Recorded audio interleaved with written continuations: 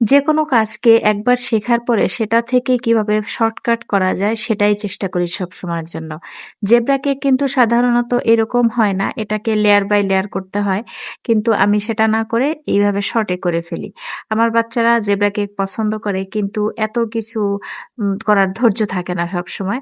এর জন্য আমি নরমাল যে পাউন্ড কেক ওটার সাথে একটু জেব্রা ভাইব আনার জন্য আলাদা একটু ব্যাটার নিয়ে ওখানে চকোলেট ইমালশন মিশিয়ে জেব্রা ডিজাইনটা করে ফেলি। এতে হয় কি আমার কাজটাও হয়ে গেল, বাচ্চারাও খুশি থাকলো। আর ডিজাইনটা কিন্তু একদম ইউনিক টাইপের হয়। মানে উপর থেকে দেখতেই ভালো লাগে। আরেকটা কথা হচ্ছে আপনারা পাউন্ড কেক কে কোন ফ্লেভারের পছন্দ করেন? আমার পাউন্ড কেকের ক্ষেত্রে ১ম পছন্দ হচ্ছে ঘি ফ্লেভারের, তারপরে হচ্ছে এই orange flavour with chocolate combination. আমার বাসার সবাই ঘি ফ্লেভারের কেকটা বেশি পছন্দ করে পাউন্ড কেকটা এবং মিষ্টি থাকতে হবে কম।